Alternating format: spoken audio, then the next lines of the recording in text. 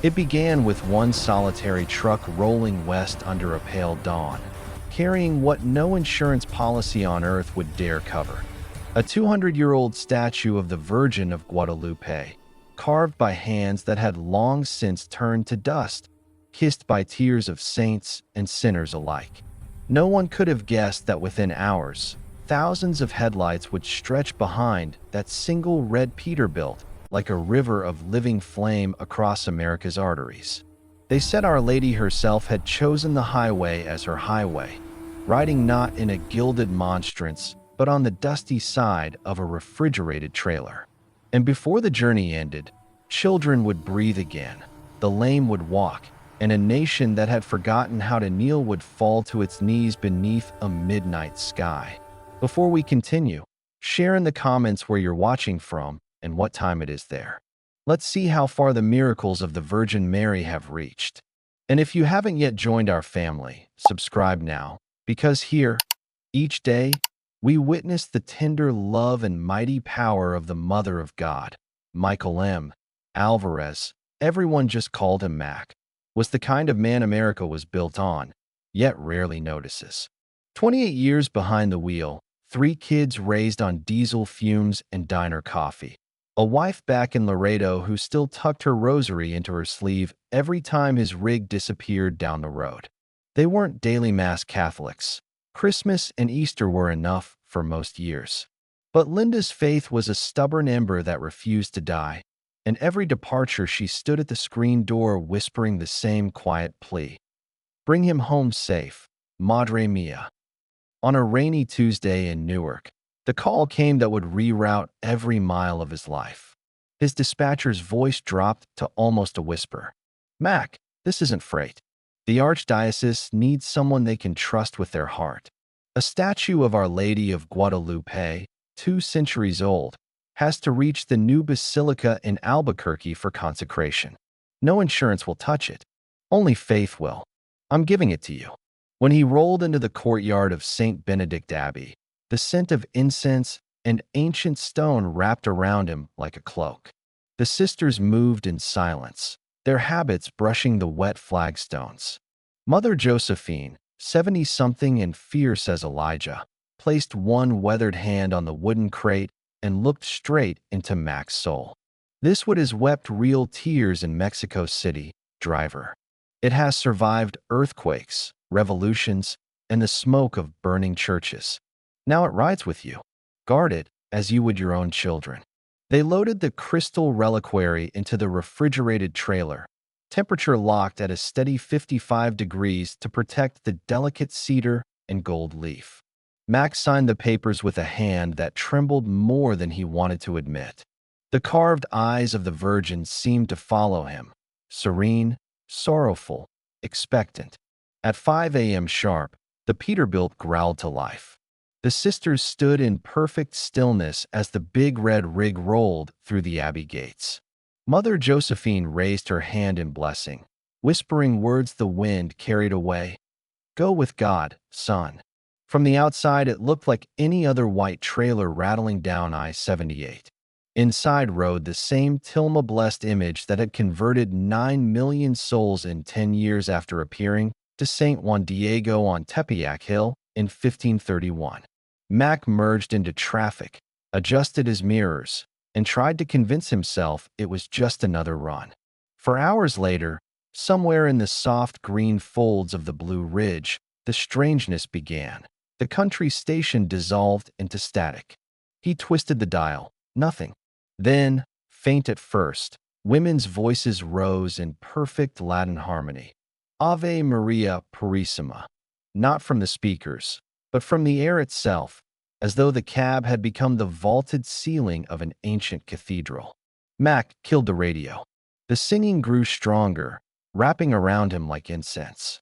His knuckles went white on the wheel. Then came the scent. Roses, impossible roses, sweet and wild, flooding the sleeper berth though the windows were sealed tight. He glanced back. Nothing but his cooler and spare jacket. Yet the fragrance thickened, clinging to his shirt, his skin, his memory. At a truck stop in Roanoke, the waitress pouring his coffee stopped mid-sentence, eyes wide. Driver, your whole rig smells like my abuela's garden in May. How in the world? Mac had no answer. He only stared at the plain white trailer outside the window and felt the hair rise on his arms. By late morning the sky turned treacherous. Fog poured down the mountains like milk from an overturned pitcher. Visibility collapsed to 10 yards. Truckers crackled warnings over the CB. Whiteout on 81. Slow it down, boys. Mac east of 40, then 35, hazard lights pulsing. Halfway up a grade locals called Dead Man's Hollow. The Cummins engine coughed once, twice, then died completely. Silence swallowed the mountains. For the first time in nearly 3 decades on the road, real fear coiled in his gut. He set out his triangles, boots crunching wet gravel, every passing rig shaking the trailer and reminding him what? Who? He tried the key. Nothing. Just a hollow click. Not now, he muttered, not even sure to whom he was speaking. Please, not with her on board. 3 soft knocks sounded on the driver's door, and footsteps. No engine. Just 3 deliberate knocks, polite as a neighbor come borrowing sugar. Mac yanked the curtain. Standing in the swirling fog was a man in dark blue coveralls and a black cap, 60 perhaps, face lined but calm, eyes bright, with something not of this weather. Around him the fog formed a perfect circle of clear air, as though the mist itself bowed away. Afternoon, driver, the stranger said, voice warm as hearth fire. Motor giving you trouble? Mac rolled the window halfway. Where'd you come from? I didn't hear a thing. The man smiled, small and knowing. When the lady calls, we show up. Before Mac could form another question, the stranger walked to the front, popped the hood like he'd built the truck himself, and leaned in. His hands moved with quiet certainty. Mac swore later he saw soft light. No flashlight, no spark, dancing around the man's fingertips like candle flame on Christmas Eve. Moisture locked the injectors. The stranger called back. Nothing fatal. She just needs a touch of grace. 10 minutes. No more. Then, try her now. Mac turned the key. The engine roared to life, stronger than it had ever sounded, a lion's growl shaking the glass. He scrambled out to thank the man, but the roadside was empty. No footprints in the damp gravel. No tools. Nothing. Only, hanging from the rearview mirror where nothing had hung before, a small silver medal of Our Lady of Guadalupe, still warm from an unseen hand, swaying gently as if someone had only just let it go. The fog peeled away like a veil lifted by invisible fingers, and the Peterbilt climbed the last ridge into Roanoke as though the mountain itself had decided to let her pass. Mac's hands still trembled on the wheel, the silver metal brushing his knuckles every time he shifted gears. The scent of roses had not faded. If anything, it grew sweeter, mingling now with diesel and Virginia pine until the cab felt more like the inside of a cathedral than a Kenworth sleeper. He pulled into a busy truck stop just past noon, sun high and merciless. The big red rig eased alongside the pumps, air brakes hissing like a sigh of relief. A young attendant ambled over, gum snapping, fuel hose already in hand, and stopped dead. Lord have mercy, the kid whispered, eyes locked on the trailer. Mac followed his gaze and felt the world tilt. The once immaculate white side of the refrigerated box was no longer white at all. There, spanning 48 feet from reefer unit to tail lights, stood the Virgin of Guadalupe in glory, mantle of midnight blue strewn with golden stars, hands folded in prayer, rays of light bursting behind her like the dawn over Tepeyac. Her face, gentle, sorrowful, majestic, looked straight out at the parking lot as if she had been waiting centuries for this exact moment. The colors glowed with an inner life no paint could ever hold. There were no drips, no brush marks, no scent of solvent. Only perfection, as though the metal itself had conceived and given birth to the image. The attendant reached out, then snatched his hand back as if the steel might burn. Buddy, that wasn't there when you rolled in. I swear on my mama. He touched it anyway, reverently, then stared at his clean fingers in disbelief. Within seconds, phones rose like a forest of tiny crosses. Truckers abandoned their coffee. A mother lifted her toddler so the child could press a sticky palm to Our Lady's painted cheek. A gang of bikers, big men with leather cuts and gray beards, dropped to their knees right there between the fuel islands, helmets clutched to their chests, tears cutting trails through road dust. Max stood frozen, burger forgotten on the counter inside. Someone started the Ave Maria in Spanish. Others joined until the whole lot trembled with four-part harmony. A teenage girl went live on TikTok, voice cracking. Y'all, I'm shaking. This just appeared. Like seconds ago. People are crying, and I don't even know what to pray. By the time Mac climbed back into the cab, the hashtags were already birthing themselves into the world. Hashtag Miracle Trucker, hashtag Our Lady on I-40, hashtag Guadalupe Road. He rolled out slower than he ever had in his life, half expecting the image to fade like a dream at waking. It did not. If anything, it brightened, catching the sun and throwing soft gold across the asphalt. And then the first car fell in behind him, an old minivan with rosaries swinging from the mirror. Then a pickup with Texas plates. Then another. And another. By the time he merged onto I-40 westbound, dozens of vehicles stretched in his wake, headlights flickering on even in daylight like votive candles lit in procession.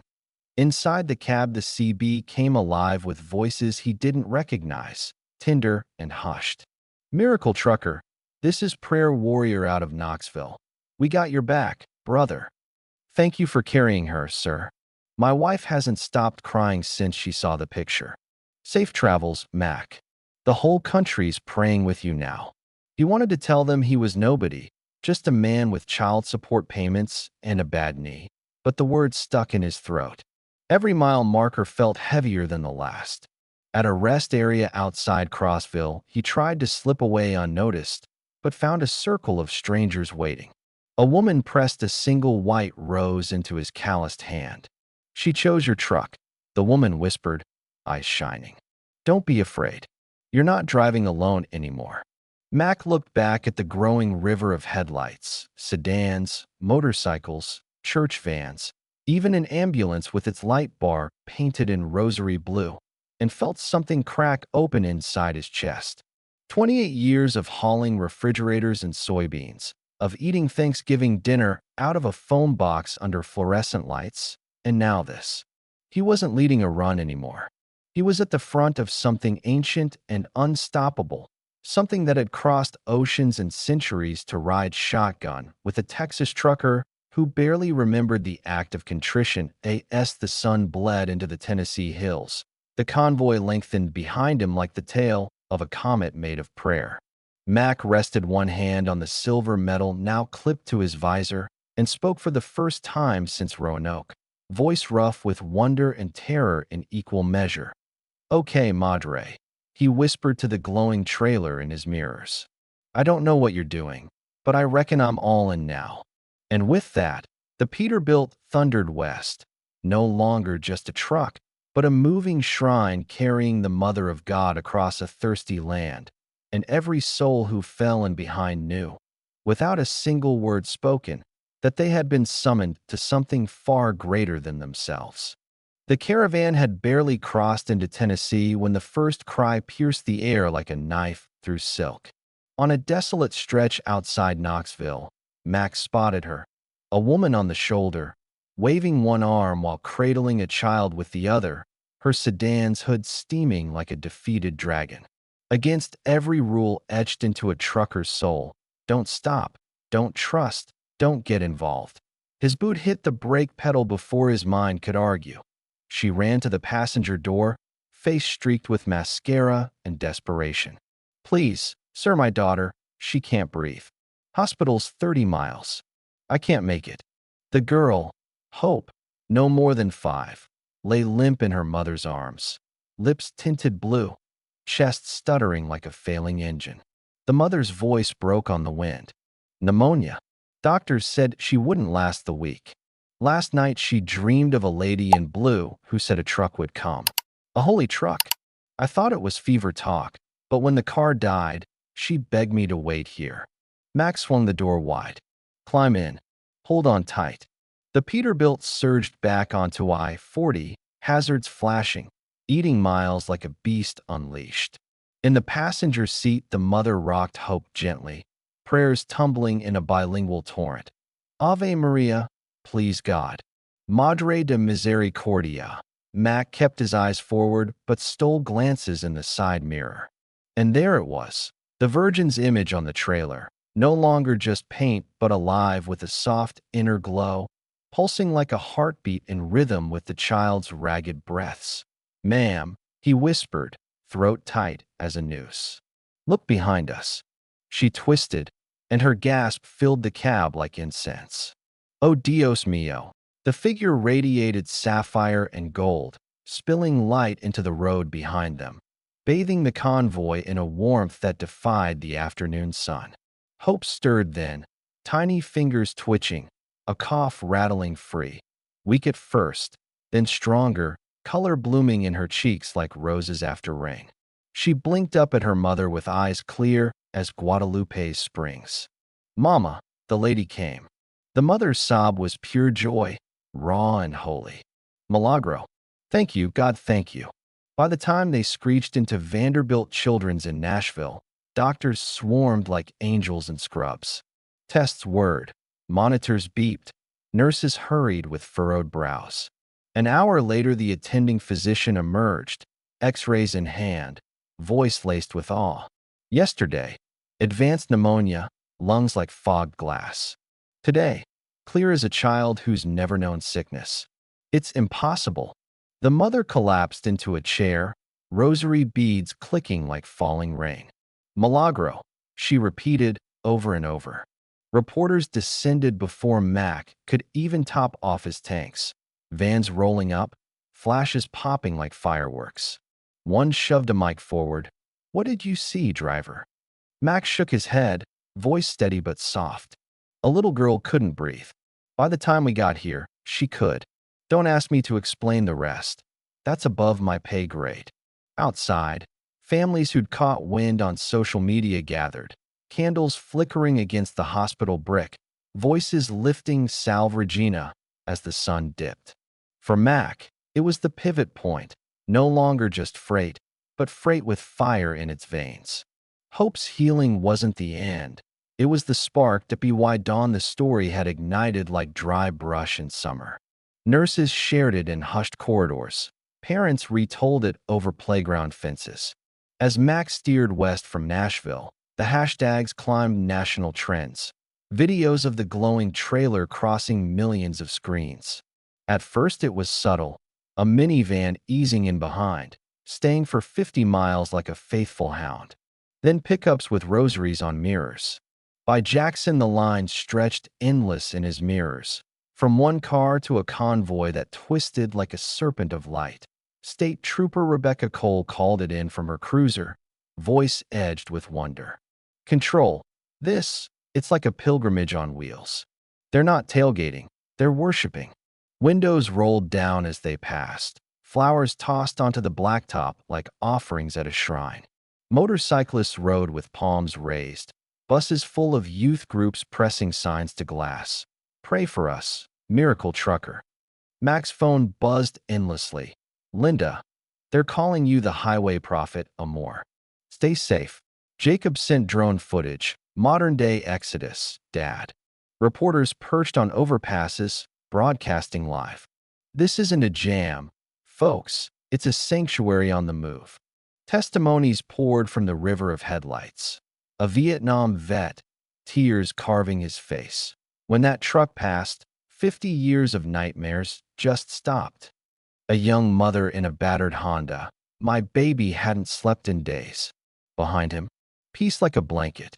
At a Memphis rest area, the scene bloomed into chaos. Families kneeling in grass as Mac refueled. A teenage boy on crutches limping forward, eyes pleading. Mac laid a hand on his shoulder, silent. The crowd hushed. The boy stepped. Once, twice, crutches forgotten. The cheers shook the hills like thunder from Sinai. Mac retreated to his cab, shaken. He wasn't a priest, not a healer, just a man with grease under his nails. Yet their faith kindled something undeniable, like the first Guadalupe apparition turning a barren hill into blooming roses. As sun set, the convoy swelled beyond sight. Sedans, semis, bikes, vans, each soul convinced they rode in holiness. Truck stop clerks phoned kin. You won't believe what rolled through on I-40. That night, under stars like scattered diamonds, asphalt carried not traffic but prayer, every mile a bead on an endless rosary. By Oklahoma, the interstate was a moving cathedral, helicopters whirring above, spotlights sweeping like divine search beams. News helicopters thrummed overhead like guardian angels with rotors, their beams sweeping the asphalt as anchors narrated in breathless tones. Viewers, what you're witnessing isn't a rally or a parade. This is faith in motion on I-40.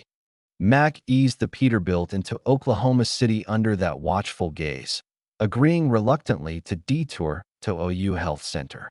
Doctors there had pleaded for a follow-up on Little Hope, whose Nashville recovery had upended every medical textbook in their library. The lobby buzzed with prayer and flashbulbs when Max stepped inside, baseball cap pulled low like a shield. Dr. Aaron Carter, a pediatric pulmonologist with 3 decades of scars from lost battles, met him in the hallway, clutching 2 X-rays like sacred scrolls. "This was yesterday," he said, voice trembling as he pointed to lungs clouded like storm-tossed seas. "And this is today, clear, pristine, no trace of infection or scarring. If these weren't labeled with her name, I'd swear they belonged to different children." Nurses hovered nearby, some crossing themselves, others whispering in awe. "I saw her gasp for air like a fish on dry land. Now she's skipping ropes in the playroom." Reporters surged forward, mics thrusting like spears. "Driver Alvarez, do you claim you healed her?" Mac's reply came quiet but firm, echoing the humility of Juan Diego before the bishop. "I didn't heal anybody. I just drove. What happened, that's her doing, not mine." Outside in the parking lot, the surreal unfolded. Dozens of families encircled the trailer, palms pressed to the Virgin's image, murmuring petitions for tumors to dissolve, broken homes to mend, chains of addiction to shatter. As headlights danced across the painted figure, onlookers swore it shimmered like the stained glass of Chartres Cathedral catching dawn's first ray. A local journalist captured it. This wasn't hype or hoax. It was belief stripped raw, the kind that reshapes souls. As Mac rumbled back onto I-40, a police officer approached, hat in hand, eyes rimmed red. "Sir, 20 years on the force. Tonight my wife rose from her wheelchair when she touched your truck. She hasn't walked since the crash." His voice cracked like dry earth under rain. "I don't know what to say, but thank you." Mac could only nod, climbing into the cab where the silver metal swung like a metronome of grace. The convoy no longer trailed. It sang, hundreds lifting amazing grace into the night, horns honking rhythm, engines revving like a steel symphony. For Mac, Oklahoma marked the shift. Skeptics bowed, doctors confessed mysteries, and the faithful burned brighter than the city's neon veins. The Texas Panhandle unfurled endless under an orange horizon, the Peterbilt thundering toward Amarillo with its comet tail of headlights. Radio chatter had hushed, no more demands for proof, only anticipation for the next unveiling. It came outside Groom on a barren strip where wind whispered secrets through wheat fields. A family van slumped on the shoulder, hazards flickering weakly. Max slowed, instinct overriding caution again. The father sprinted up, face etched with terror. "Sir, my boy, he's in back. Experimental chemo in Lubbock's our last hope. If we don't make it tonight." Mac peered inside. A 12-year-old pale as moonlit sand, oxygen tank humming faintly, eyes half-lidded in exhaustion. The mother clutched his hand, tears carving paths. Please just pray with us." Silence blanketed the scene as the convoy halted. Pilgrims lining the guardrail like sentinels at vigil. Mac laid a hand on the hood, whispering the only words his heart could muster. "Holy Mother, don't let hope die here on this dust."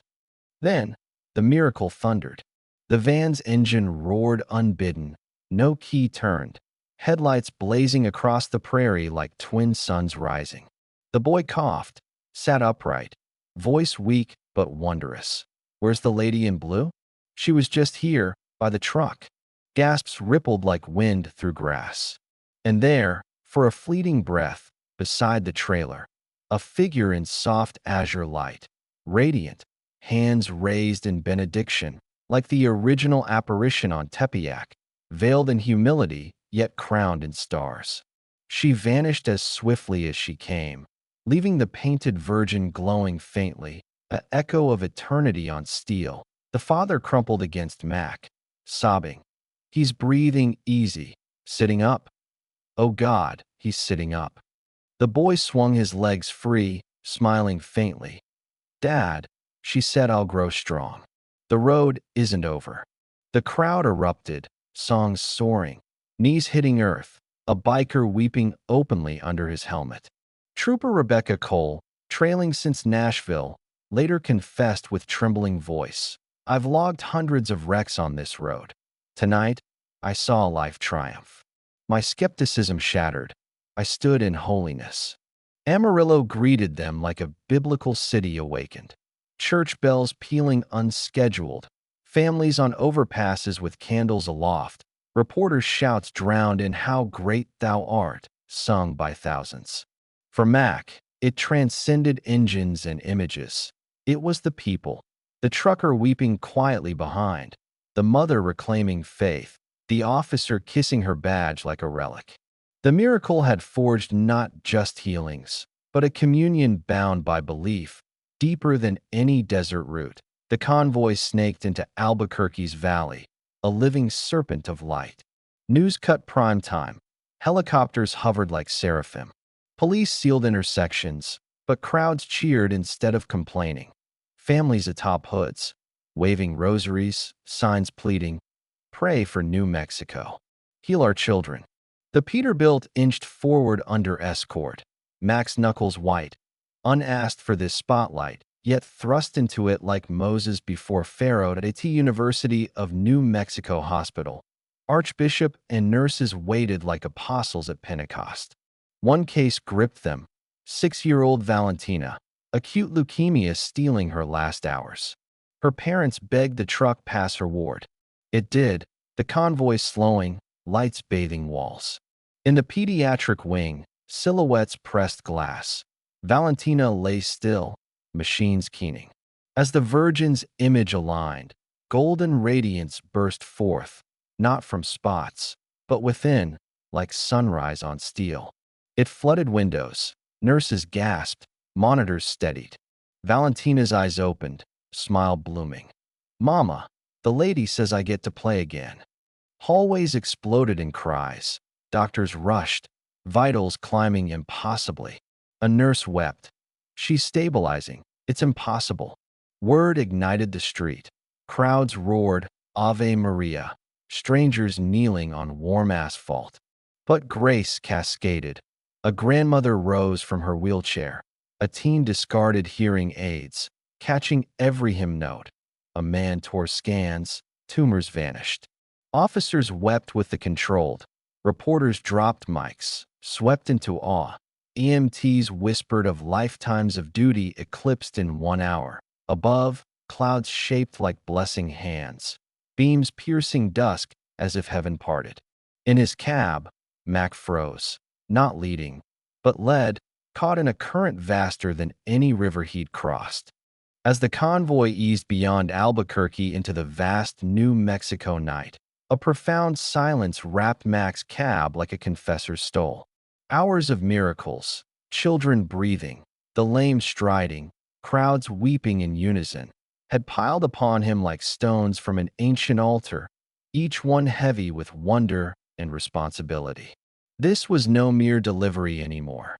The statue in the trailer had awakened something eternal, echoing the Virgin's appearances through history, from Tepeyac Hill, where roses bloomed in winter, to lurid healing springs that still drew the broken, dash-hearted Ta rest area perched on the desert's edge.